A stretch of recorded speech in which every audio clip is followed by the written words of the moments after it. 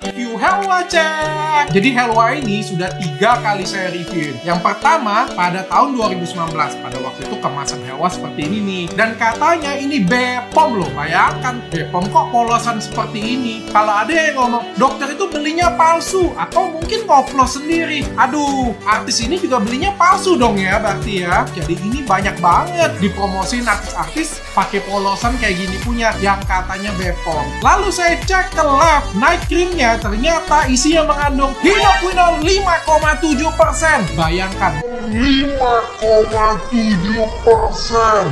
Bayangkan. saya dapat surat cinta kedua.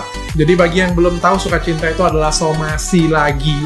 Jadi dan isinya itu intinya itu adalah diminta untuk minta maaf lagi. Dia sudah melakukan maaf berkali-kali.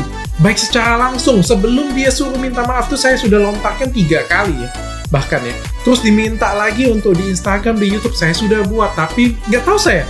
Apakah mau dikoleksi? Saya nggak tahu juga ya. Nah, tapi yang mungkin terasa kurang tulus. Oke lah, saya akan buatkan versi yang lebih tulus. Sebenarnya video ini tidak disetujui oleh pengacara saya. Beliau tuh ngomong dengan saya, nggak setuju dong. Ya, gaskan dong. Kita tuh nggak salah, justru kita itu berada di pihak yang dipojokkan kayak gitu punya ya. Pokoknya kita akan somasi balik. Tapi saya pikir-pikir untuk apa sih masalah ini kita perbesar, kita perluas. Kalau menang juga nggak dapat apa-apa, dan kalau menang juga nggak dapat apa-apa.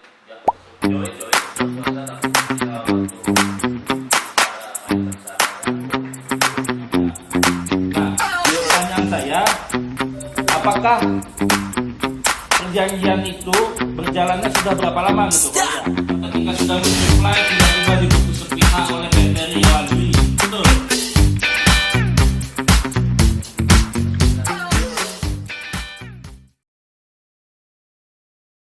Halo semuanya, ketemu lagi dalam channel YouTube saya Lawyer on the Street bersama saya Yudhya Perdana Sikumbang. Hari ini tepatnya pada tanggal 12 Agustus 2021 ya, kita mendapatkan berita yang sedang viral ya, kaitan dengan Dr. Richard Lee yang ditangkap oleh kepolisian terkait akses ilegal akun Instagram. Apa sih sebetulnya persoalan Dr. Richard Lee jadi bisa ditangkap oleh kepolisian? Mari kita ulas lebih lanjut di channel ini. Tentunya di Lawyer on the Street. Salam Lawyer on the Street. Oke. Buat kawan-kawan Lawyer on the Street dimanapun Anda berada yang menonton channel saya, yang selalu setia menonton channel hukum ini ya, membahas isu-isu hukum terkini. Jangan lupa buat kalian subscribe selalu dan tonton selalu, like tentunya dan share ya video-video yang ada di Lawyer on the Street ya. Seperti di bawah ini. Kita masuk ke dalam permasalahan yang tadi lagi viral hari ini ya, kaitan dengan Dr. Richard Lee yang ditangkap kepolisian karena diduga mengakses ilegal akun Instagram yang mana diketahui itu adalah sebagai barang bukti oleh kepolisian yang tengah dilakukan penyidikan terhadap akun Instagram tersebut. Akun Instagram dan penyidikan tentang apa itu? Nah, kita baca di Detik News Kamis tanggal 12 Agustus 2021 tepatnya jam 12.09 WIB bahwa Polda Metro Jaya meluruskan penangkapan terhadap Dr. Richard Lee atau RL. Dr. Richard Lee ditangkap bukan terkait pencemaran nama baik terhadap Kartika Putri, melainkan terkait akses ilegal terhadap akun Instagram yang telah disita oleh pengadilan. Ini terjadi ilegal akses dan pencurian oleh seseorang. Kemudian dilakukan lidik dan sidik oleh penyidik. Berdasarkan lidik, ternyata lakukan ilegal akses, pencurian akun dan barang bukti penyidik dilakukan oleh Saudara Dr. Richard Lee atau RL, kata Kabid Humas Polda Metro Jaya Kombes Yusri Yunus kepada wartawan di Jakarta Kamis 12 Agustus 2021. Adapun penyitaan akun Instagram Richard Lee ini dilakukan terkait penyidikan kasus pencemaran nama baik yang dilaporkan oleh Kartika Putri. Nah, jadi penyidikan barang bukti IG ini dianggap sudah menjadi barang bukti yang sah gitu. Berkaitan dengan kasus pencemaran nama baik yang dilakukan oleh Kartika Putri. Dalam kasus ini polisi masih mengupayakan mediasi dan selama proses penyidikan itu akun Instagram Richard Lee disita penyidik. Artinya akun yang disitanya adalah akun Instagram Richard Lee sendiri. Lalu penyitaan akun Instagram dalam artian email, password, user ID yang berkaitan dengan akun Instagram sudah dikuasai oleh penyidik. Ya. Richard Lee diduga mengakses secara ilegal akun Instagramnya yang di dalam status penyitaan itu untuk endorse. Nah, Richard Lee ditangkap pada Rabu tanggal 11 Agustus di rumahnya di Palembang. Dia dijemput paksa oleh tim yang dipimpin oleh Kanit 2 Subdit Siber Polda Metro Jaya AKP Charles. Penangkapan itu disaksikan oleh keluarga, security tempat tinggal Richard Lee, dan pengacaranya. Dalam video yang beredar terlihat AKP Charles membacakan surat perintah penangkapan terhadap Richard Lee. Nah, Richard Lee pun diancam terkait dengan pasal 30 Jungto 46 Undang-Undang ITE dan pasal 231 KUHP dan atau pasal 221 KUHP, kata Charles Kanit dari unit 2 Subdit Cyber Polda Metro Jaya. Oke, kawan-kawan lawyer on the street, dari kejadian ini kita akan coba menganalisis mengenai pasal-pasal tadi yang disangkakan kepada Dr. Richard Lee dengan kejadian sebelumnya, yang mana Dr. Richard Lee dianggap menghilangkan barang bukti dan menguasai barang bukti yang sudah dikuasai oleh penyidik. Ya. Ada beberapa isu yang mungkin kita bisa bahas. Pertama, Dr. Richard Lee menguasai barang bukti, ya, menggunakan barang bukti, ya, barang bukti yang sudah sah. Ya, kalau bahasa sah sudah di pengadilan berarti sudah ada berita acara pengadilan terhadap penyitaan barang bukti ini. Yang kedua, barang bukti ini adalah hasil dari penyidikan perkara sebelumnya, itu pencemaran nama baik. Yang ketiga, ancaman pasal ini adalah, kalau kita lihat ya, ancaman pasalnya itu 6 tahun kalau nggak salah, 6 tahun. Pasal aturan dari ancaman pasal 30 Undang-Undang ITE ini, ancaman penjaranya itu diatur pasal 46 ayat 1. Setiap orang yang memenuhi unsur sebagaimana masuk dalam pasal 30 ayat 1 dipidana penjara paling lama 6 tahun dan denda paling banyak 600 juta. Kalau dia pasal 30 ayat 1. Jadi pasal 30-nya ada 3 ayat ya. Kita nggak tahu pasti ayat berapa yang disangkakan oleh kepolisian terhadap Richard Lee. Yang jelas saya bacakan dulu pasal 30. Yang pertama, setiap orang dengan sengaja dan tanpa hak atau melawan hukum mengakses komputer atau sistem elektronik milik orang lain dengan cara apapun. Kedua, setiap orang dengan sengaja tanpa hak atau melawan hukum mengakses komputer dan atau sistem elektronik dengan cara apapun dengan tujuan memperoleh informasi elektronik dan atau dokumen elektronik. Ayat 3-nya, setiap orang dengan sengaja dan tanpa hak atau melawan hukum mengakses komputer dan atau sistem elektronik dengan cara apapun dengan melanggar, menerobos, melampaui atau menjebol sistem pengamanan. Nah, dari ketiga pasal ini, kalau saya melihat yang lebih dekat dengan kronologis yang kita baca di berita di Detik News tadi, itu adalah pasal 30 angka 3 ya, ayat 3. Jadi di mana frasanya, redaksinya begini, setiap orang dan dengan sengaja dan tanpa hak atau melawan hukum mengakses komputer dan atau sistem elektronik dengan cara apapun dengan melanggar, menerobos, melampaui, atau menjebol sistem pengamanan. Nah, balik ke ancaman pasalnya di pasal 46. Ayat 3-nya, setiap orang yang memenuhi unsur sebagaimana dimaksud pasal 30 ayat 3, dipidana dengan penjara paling lama 8 tahun atau denda paling banyak 800 juta rupiah. Karena kenapa? Kalau pasal 30 ayat 1 itu redaksi atau frasa dari pasal ini adalah setiap orang dengan sengaja dan tanpa hak atau melawan hukum mengakses komputer atau sistem elektronik milik orang lain. Sedangkan itu kan kita ketahui dari berita tadi, kronologisnya itu adalah akun Instagram Dr. Richard Lee sendiri, yang mana sudah menjadi barang bukti yang sah. Jadi ada BA sitanya. Ngomong-ngomong pasal tadi 30, di situ disebutkan frasanya adalah komputer atau sistem elektronik. Apa sih sistem elektronik menurut Undang-Undang ITE ya? Sistem elektronik adalah serangkaian perangkat atau prosedur elektronik yang berfungsi mempersiapkan, mengumpulkan, mengolah, menganalisis, menyimpan, menampilkan, atau mengumumkan, atau mengirimkan, dan atau menyebarkan informasi elektronik. Nah, akun Instagram masuk ke dalam menurut pasal ini, penjelasan pasal ini. Nah, jadi pertanyaannya, kenapa kok bisa ditangkap Dr. Richard Lee?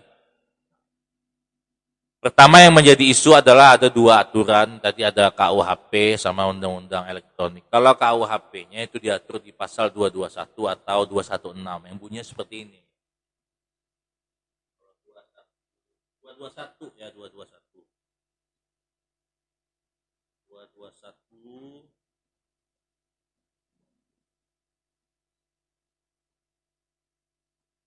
221. Nah, barang siapa dengan sengaja menyembunyikan yang sudah melakukan suatu kejahatan atau dituntut karena sesuatu perkara kejahatan, atau barang siapa menolong orang itu melarikan diri darinya pada penyelidikan dan pemeriksaan atau tahanan oleh pegawai kehakiman atau polisi atau oleh orang lain yang karena peraturan undang-undang selalu atau sementara diwajibkan menjalankan jabatan kepolisian. Ya. Pasalnya kan pasal 30 Undang-Undang ITE junto pasal 46 ayat 3 ya, ayat 3. Kalau kita lebih melihat ini ke ayat 3. Karena apa? Karena ayat 3-nya ngatur mengakses komputer gitu. Jadi di sini ada frasa dengan cara melanggar atau menerobos atau melampaui atau menjebol. Nah, perbuatan Dr. Richard Lee ini dianggap ya menurut saya dengan kepolisian itu dianggap yang mana barang akun Instagram itu sudah menjadi barang bukti di kepolisian dari password, user ID, ya kan, dan akunnya itu sudah menjadi barang bukti yang sudah dikuasai oleh kepolisian menjadi barang bukti oleh penyidik gitu. Nah, itu yang diakses kembali oleh Dr. Richard Lee yang mana dia diduga menghapus beberapa postingan dan lain-lain sebagainya ya sesuai di berita yang kita baca tadi seperti itu. Nah, itulah dianggap melanggar tadi gitu. Nah, jadi ada dua jadinya yang bisa yang menjerat Dr. Richard Lee ini. Ya, saya sangat prihatin lah paling tidak. Semoga kuasa hukumnya bisa bekerja keras untuk ini dan semoga pembelaannya akan maksimal nantinya. Jadi kita di sini bukan bertujuan dengan melampaui kewenangan penyidikan atau pengadilan, tidak, kita hanya menganalisa secara hukum kenapa bisa seperti ini. Nah, ancaman pasal lain tadi disebutkan adalah di KUHP-nya pasal 221. Di ayat 2-nya yaitu barang siapa yang sesudah terjadi kejahatan membinasakan, menghilangkan atau menyembunyikan benda-benda yang melakukan atau yang dipakai untuk melakukan kejahatan atau bekas kejahatan itu yang lain, itu diancam menjadi ancamannya berapa ini ya? 221 9 bulan. Artinya kalau di Undang-Undang ITE tadi ada ancaman 8 tahun, di KUHP-nya 9 bulan. Nah, karena ini lex specialis derogat dari generalis gitu kan, maksudnya aturannya itu lebih khusus, maka yang digunakan adalah pasal atau undang-undang ITE karena perbuatannya menyangkut transaksi elektronik tadi. Nah, begitu. Jadi terkait kasus ini kalau saya melihat buntutnya dari awal dari pencemaran nama baik, penyidikan yang sebelumnya. Nah, pertanyaan pertama, kenapa ini bisa diakses kembali oleh Dr. Richard Lee? Padahal kan sudah menjadi barang bukti. Nah, pertanyaan kedua, Jika itu memang sudah ada berita acara penyitaan atas akun itu, maka itu sudah sah. Pasal 30 ini bisa dilaksanakan. Namun, apabila berita acara itu belum resmi, belum ada BA sitanya dari pengadilan untuk akun itu ya, dari password, user ID, dan email yang akun IG Dr. Richard Lee, maka itu belum menjadi sah, menjadi barang bukti atau barang sitaan. Karena barang sitaan dan barang bukti itu harus ada berita acara dari pengadilan yang menyatakan bahwa itu sudah sah disita. Gitu. Karena yang berhak menyita itu pengadilan, eksekutornya adalah kalau dalam penyidikan ya penyidikan itu harus ada berkas-berkas itu di resume perkaranya. Nah, mengenai frasa tadi pasal 30, setiap orang dengan sengaja dan dengan tanpa hak, ya kan? Setiap orang, perbuatan ini masuk. Subjeknya itu yang kita duga adalah Dr. Richard Lee, yang mana dengan sengaja, dengan tanpa hak melawan hukum, ya kan? Karena sudah dianggap ini oleh kepolisian menjadi barang sitaan. Ya, berarti kan dia melawan hukum sesuai di pasal 30, ya kan? Mengakses sistem elektronik, ya kan? Dengan cara apapun, dengan melanggar, menerobos, melampaui. Nah, berarti di sini ada delik alternatifnya. Apakah nanti yang terbukti melanggar atau menerobos atau melampaui atau menjebol sistem pengamanan. Maka ahli dalam ITE itu sangat diperlukan untuk kasus ini nantinya. Ya paling tidak pandangan saya dalam kasus ini, perbuatan Dr. Richard Lee yang diduga menjebol sistem lah, bahasanya itu menjebol akun Instagram, memang punya dia dalam hal ini, cuman itu sudah menjadi barang bukti dan barang sitaan oleh penyidik. Nah, itulah mengapa kemudian dia bisa ditangkap dengan disangkakan dengan pasal 30. Nah, pembelaan yang seperti apa yang bisa kita hadapkan dengan kasus ini? Ya, kita lihat lagi apakah benar itu sudah menjadi barang bukti atau barang sitaan.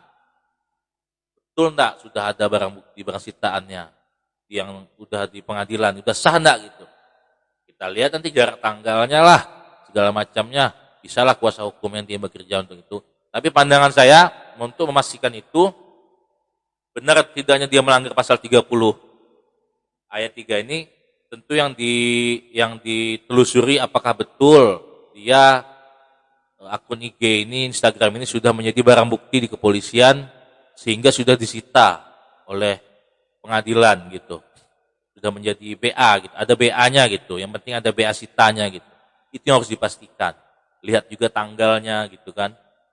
Karena kalau itu ada berarti masuk dalam redaksi atau pasal yang disebutkan di pasal 30 ini. Dengan sengaja menjebol, melanggar, menjebol sistem pengamanan, sistem elektronik tadi dengan sengaja begitu. Jadi singkat cerita, perkara ini bergulir karena ada perkara sebelumnya, tidak dipungkiri karena akun Instagram Dr. Richard Lee dianggap adalah barang bukti di perkara sebelumnya, yang itu pencemaran nama baik antara Dr. Richard Lee dengan artis Kartika Putri.